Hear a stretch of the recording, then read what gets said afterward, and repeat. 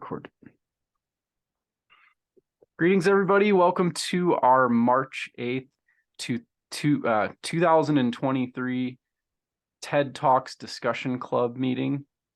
My name is Mark Hanitka, and Clifford Blizzard and I are the co-creators of this student organization group, which we obviously, put out there to the honor students and to other students at UAGC who want to come and watch some short videos on really interesting and important topics, and then we just talk about them and how they're relevant to our lives, our careers, our degrees, and what we think about them. So thank you for joining us today on this Wednesday evening. And without further ado, the theme this month is diversity. And I thought I have two talks. The first one is a little bit, I would say it kind of highlights some challenges of diversity, especially in the workplace. I'm going to post it in the chat, and then I am going to stream it. And of course, I'm going to pause recording. So if you're watching the recording, look for the video link for the first video in the video description. This one is called The Myth of Bringing Your Full Authentic Self to Work by Jodi-Ann Burey, I believe. And it is from just about a year ago. And I'm going to pause recording, and then I'm going to share screen, but also feel free to click the link and watch on your own as well. And as you're watching, feel free to comment in the chat if you have thoughts, and we will get started. All right, welcome back. This first video I think was, definitely illustrates a lot of the challenges that, people of color feel in the workplace and probably in a number of different situations. I would love to hear your thoughts if you've, experienced anything, witnessed anything, or if you have, I don't know, I guess just thoughts about, how we can help improve the situation and the, I guess, the quality of the environment for people who feel underrepresented and marginalized, and that they can't be their authentic self in their place of work or other places as well.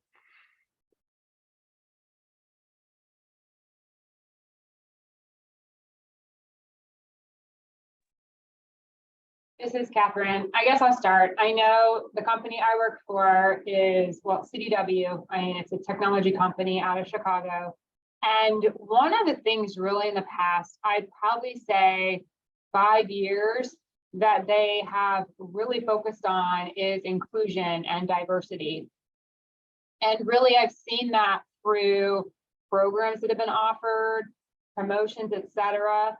Like, my company could have easily, when they had opening for my team and another team open, easily hired from outside, but instead they chose one of my colleagues from the other team who is African American to be the manager, and it's her first time doing it, and she's absolutely phenomenal. And she encourages us to be our best selves and our authentic selves, and really has opened the door for every one of us.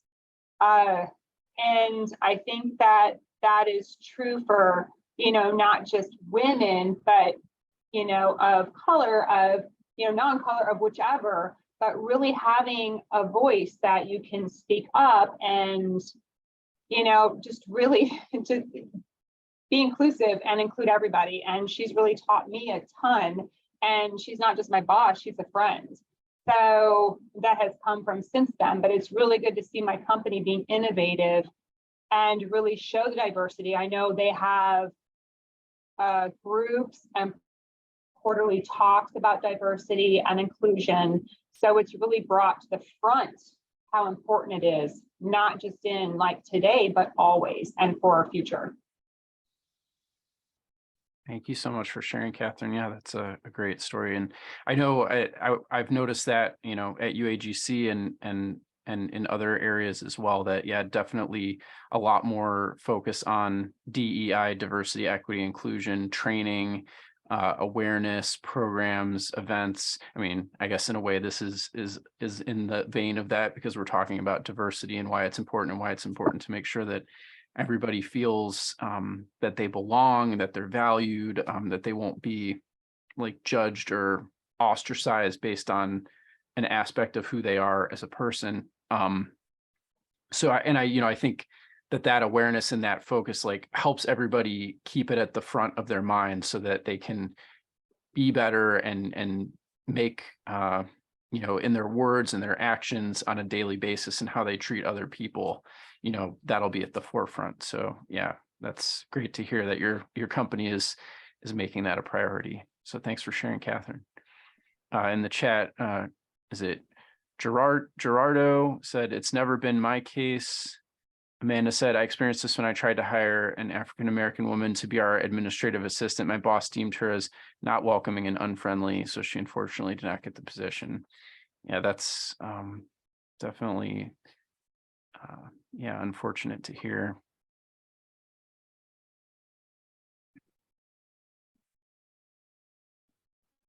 Hello, everyone. Hi, Byron. To speak on this topic, I have worked for a company that wasn't so diverse and didn't give a lot of opportunities for people of color.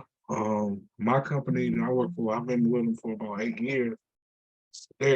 We've been taking on new management, and they're mainly from Brazil. I work for GKN Automotive. It's a automotive supply, and they don't really see color, and so they promote everybody based on work and what they're capable of doing. And actually right now, I'm up for promotion right now. I'm just waiting for everything, the budget and everything to clear. But it actually makes work experience a little bit easier because you don't really, when you're in meetings and when you're communicating with other departments, you don't really feel like you feel like people are listening to you more. They're not just listening to you, just like, oh, he don't know what he's talking about. And it makes my job easier, and it makes it easy for me to help others in other departments because I can genuinely see that we're working as a team and we're looking as the common goal is to be successful. And part of my promotion is I'm going up to another level. What they wanted to do is each level helps the next level up. And so I will be directly helping my manager, and my manager will be directly helping her manager. And I'm more willing to do that now because I don't feel any restraints from racial restraints or just me not knowing, like, oh, he doesn't know what he's talking about. I've been with the company for 8 years, and I've been there a lot longer than a lot of the management. So being at a table to where we're communicating and talking to each other and learning from each other, that's the best way I can see the company. And the company, we're putting people in place that deserve to be in place. I've seen a lot of people get promoted. I've seen maybe 10 people get promoted this year alone. And so, and it's not just based on who you know, it's what you know. And so that does make a difference, and not only for the company, but for the average employee too, as well. Oh yeah, thank you for sharing, Byron. And I think, I think you really stated that, obviously it creates a much more welcoming and pleasant work environment for everybody, like regardless of your background, race, gender, ethnicity. But then it also has better outcomes, right? Because like people work together more comfortably. People who are good leaders, who are good at their job, get promoted instead of other factors. And there isn't as much of a climate of, I guess, distrust and hostility, which probably leads people to not doing their best work. And I think, like you said, I think that creating that sort of environment at a company and organization anywhere, really, it's a combination of, I guess, like leadership and like top down policies, like, but then also grassroots, like the individual people, also like working to create that climate of inclusiveness and valuing diversity and including everybody. So yeah, thank you so much for sharing.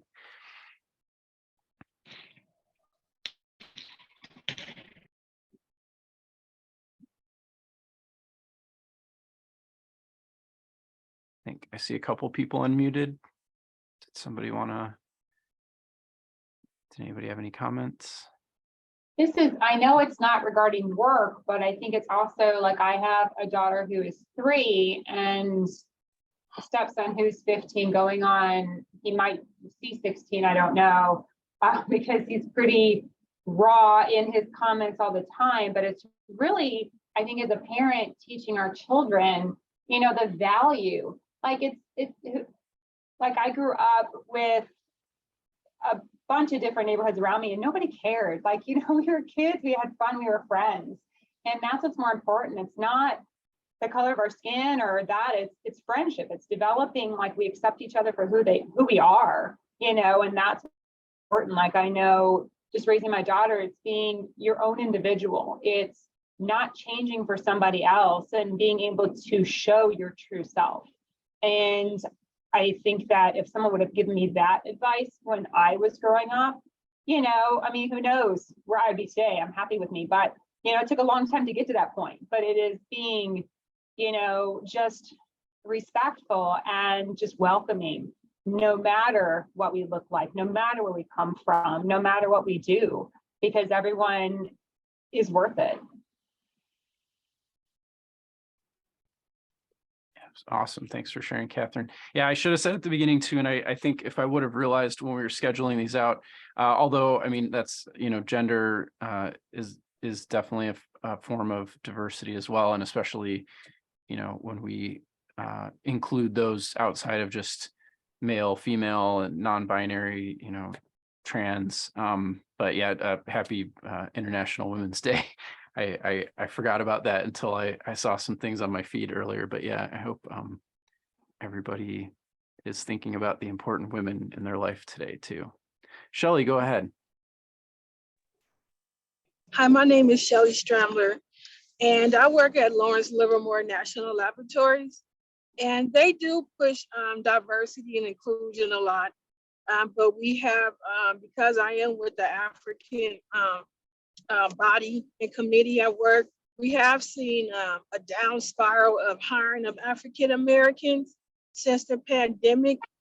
And we believe it's because at the time, my job was requiring everybody, or Biden was requiring everybody to have the shot. And a lot of African Americans don't believe in getting that COVID shot. So it made a big difference. And I think we only had it was really low. It was like 1.3%, and we have over 10,000 people at my job. They can do better overall because it's not a lot of African Americans there. And I also noticed, I do believe that they promote us, because I'm up for a promotion right now also. But they do give us a career path, and it's like my job is paying for UAGC. And they do give us opportunities, but there's no African Americans in the upper ladder in the job. It's not one. And so I do think they can get better at that. But they do give us opportunities, and I do not feel undervalued. I do feel valued, but they could do better with, just trying to recruit people. But we do have women in upper level management. We do have I think it's an Indian lady, and we have women. And so we do have a woman that's overall the whole lab. So they do, have the women involved in upper management, but I don't see anyone. And a lot of times when I attend parties or I go to meetings, I seem like I'm the only African American there. So it would be nice to, see somebody that looks like me in the environment. So that's all I have to contribute. Thank you so much, Shelley, for sharing your experience. So it sounds like it's mixed, like there are positive things, but maybe it would be nice to see more inclusion, representation of diversity, at all levels of the organization. So, but yeah, thank you so much for sharing. And I think that, the more that we share and the more that we talk about these things in our own experiences, the more that we can learn from each other, and the more that hopefully we can each be better, do better, and be an advocate for everybody, especially those who are not feeling as included. So yeah, thank you for that. It's interesting the tragic irony here that it was policies years in the past in which persons of color were preferentially selected for some really horrible medical studies. I'm sure some of you are aware of them. If not, boy. And that legacy is one of the main culprits behind hesitation to get the COVID shot. So it's tragic here that legacy is now resulting in a decline in inclusion as a result of the response of the natural result of that. So you see how things that in the past people argue, oh, it's in the past. Well, here's a case of things that happened in the past that are very much shaping and showing how difficult it can be to get truly diverse and inclusive when there are these obstacles, these impediments. Yeah, thanks for bringing up that point as well, Clifford. And I'm going to read, and if anybody else has any other comments, I do see we're about halfway through our hour, so I was going to start the other video soon, but I did want to read this one by Amanda. I could not change the climate within my workplace to be more inclusive. Why let her Amanda find new hires if they're going to, basically not accept them based on race? They could have been the best employee we ever had. Amanda ended up leaving the company due to the situation and a few other things that they couldn't tolerate. It's heartbreaking that this behavior still exists. So that shows too that companies, organizations, if they're not being included, like they're losing all people who are, that this is, bothering them, is causing an issue, and they're losing good people, good talent of all different types, because a lot of people don't want to work in that type of negative environment. Because I think too, if you see other people being discriminated against, and obviously there are different types of things that, obviously there's like visible differences that people could be discriminated against. And that's very challenging because somebody, that's not something that they can, hide or control or conceal, not, so that's like a very serious thing. But then a lot of people have other, maybe you're part of a, not a mainstream religion, or, there are a number of different things that then you're going to start to think, well, like, if this comes out, am I going to be attacked? Am I going to be denied promotion? Like there a lot of people have a lot of things about themselves that, that type of environment might cause them to feel not welcome, or that's not a good environment. So I think companies and organizations really do themselves a disservice if they're not trying to make this a priority. So but yeah, any last comments before we start the next video? Hey, Mark, this is Cody. Hi, I would Cody. like to just add, something my company's really preached to us. We've done a really excellent job from like a top-down leadership perspective of being inclusive. We have inclusive minutes when we start meetings, along with our safety minutes. We've gotten a lot more diverse in our leadership roles. But one thing that really hit home for me, I like to try to be a very inclusive person with perspective from somebody that might not look like me or might not come from the same background as me, so I can understand that perspective. But somebody once told me, and being inclusive doesn't just allow somebody a seat at the table. That's great, but also, making them feel that their ideas are heard is a part of being inclusive. So you can bring somebody to the table all day long, but if you're not actually trying to understand or empathize with their viewpoint or their perspective, then really you're kind of doing a disservice. It's just being inclusive for the idea of inclusivity. You're not really actually trying to be inclusive. Yeah, that's a great point. And I think the speaker in that video commented on that it, we show diversity on the website and recruiting, and they're putting out this image and they want you at the table, but they don't necessarily really want to hear what you have to say, or if you are, bringing up issues that you think are important, or maybe alternative perspectives or things, which is why we want diversity. We want people of different backgrounds, different experiences, to bring all those to the table so that we can come up with better ideas, better outcomes, better solutions. But, oftentimes, if, like you said, if we're not doing a good job of making sure, and that doesn't mean that, that we're immediately going to go with somebody's idea just based on their characteristic, but that it should be held in equal consideration and worked out and considered just the same as other ideas and input and suggestions, so that people feel like they can bring that information and knowledge and perspective. So thank you for sharing, Cody. I'm going to queue up the next video. This one, and I think this one, the first one, I think made some really excellent points. This one is called "We Need Leaders Who Boldly Champion Inclusion" by June Sarpong. And this was just from a couple months ago. So here is the link. And I'm going to stop or pause recording. So if you're watching this on YouTube, the recording, then look for the second video in the description. All right. I know we have very little time left. So if anybody has any comments or thoughts, I'd love to hear it on that one. I thought that one had some really great examples of people in very prominent roles who did, stand up and champion inclusion.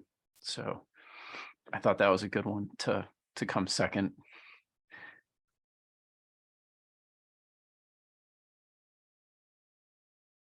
Any thoughts? Any other examples or people you can think of that are doing similar things? I don't have anything to add, but it doesn't, like the last lady that spoke, it's not about, it's not a work example, but I have twin boys, they're 11, and they're going to school, and I have 5 children. And I noticed that it has been really bad at school about their color, their hair, about African American month. And those are my first children that has experienced this at such a young age. And so, it's really surprising and eye-opening, because if it happens to me, I'm 47 years old and my other kids are in their 20s. And for them to have to experience that at 11 is really shocking, and it's really hard for them to deal with. Yeah. Sorry to hear about that. Yeah, that seems like something that I feel like K through 12 schools should be really aware of and have things in place, to support diversity, equity, inclusion, and to prevent bullying, especially based on, that those types of diversity factors. So yeah, that's really sad. I do know, like, and I like how she mentioned, different types of media things and how, like representation and basically putting diversity at the forefront. I know, and I don't, is it out yet? I don't know. There was like, or the Little Mermaid live action remake, and like the casting of Ariel. And I know like some people were upset about that, which I don't understand, but but then it was like it was a very big win in terms of representation. I know a lot of people feel similarly about the Black Panther and the Wakanda Forever movies. And it's just like, for those of us who, a lot of, we're in that, I guess, privileged position. We don't really think about how important that is, that the things that we see in media and sports and all these different avenues that are people that are held up as celebrities, basically, how important it is to have diversity, equity, and representation in those areas. So yeah. Any other thoughts, Cody? Yeah. Hey, Mark. I,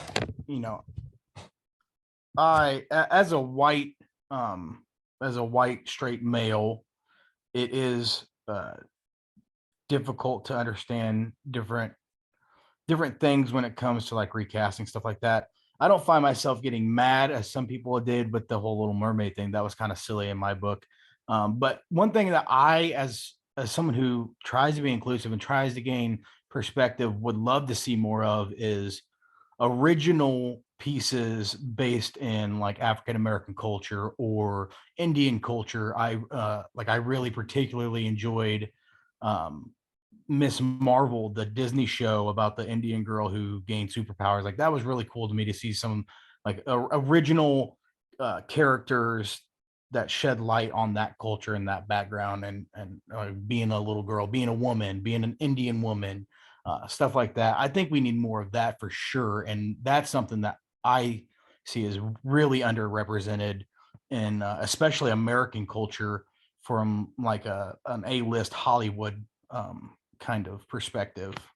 I see a lot of recasting going on, but I don't see a lot of original pieces coming out for these groups of people, and it's kind of heartbreaking. Yeah, yeah. My spouse and I really enjoyed Ms. Marvel as well.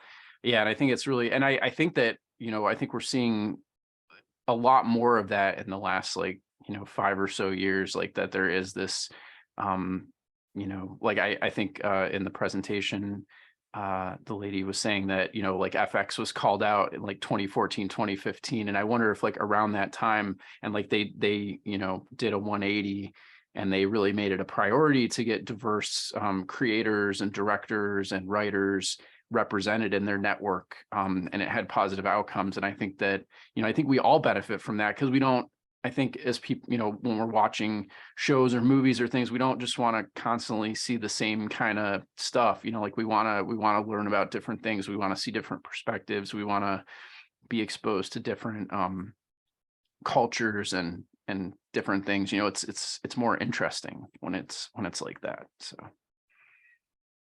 Yeah, absolutely. I mean, coming from my point of view, that's kind of what entertainment's for.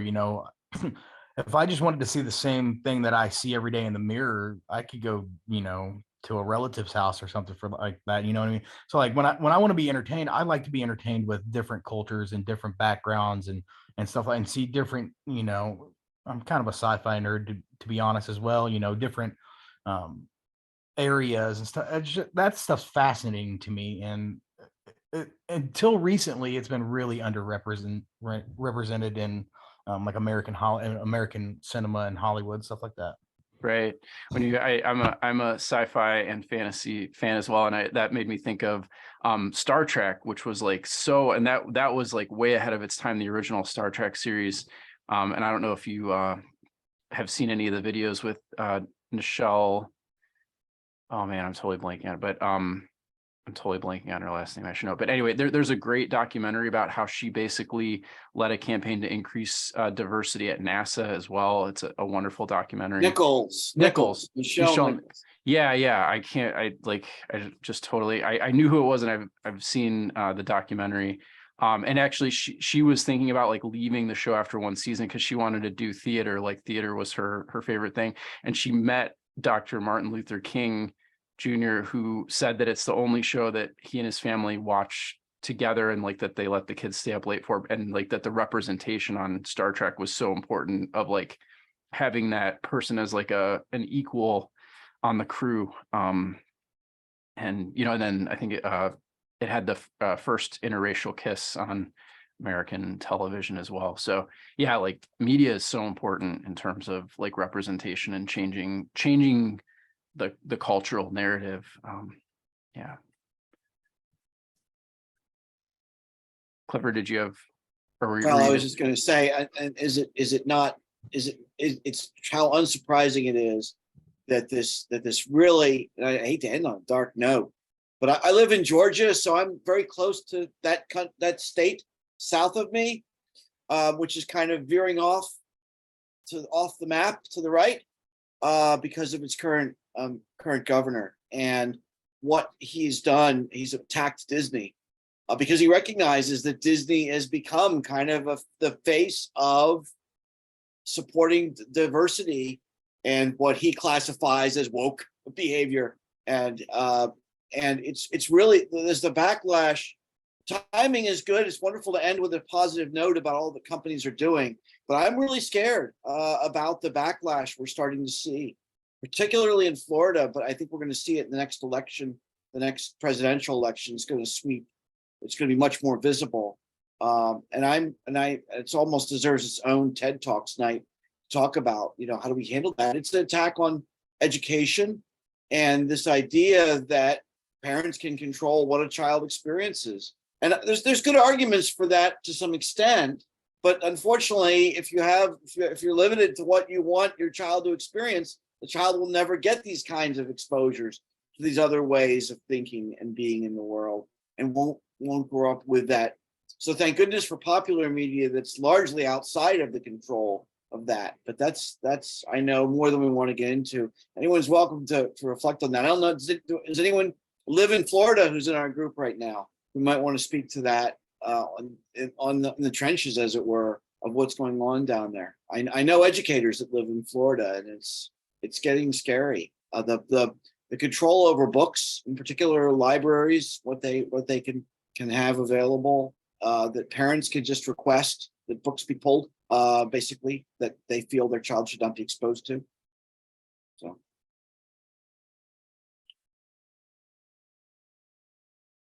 Yeah, it's absolutely terrifying.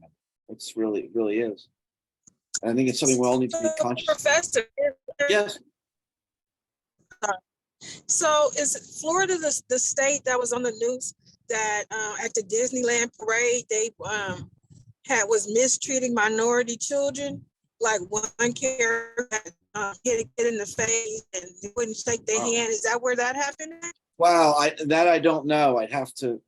I confess I'm not familiar with that. I know that DeSantis has been launching a campaign against Disney to really try to take a lot of its rights and status away.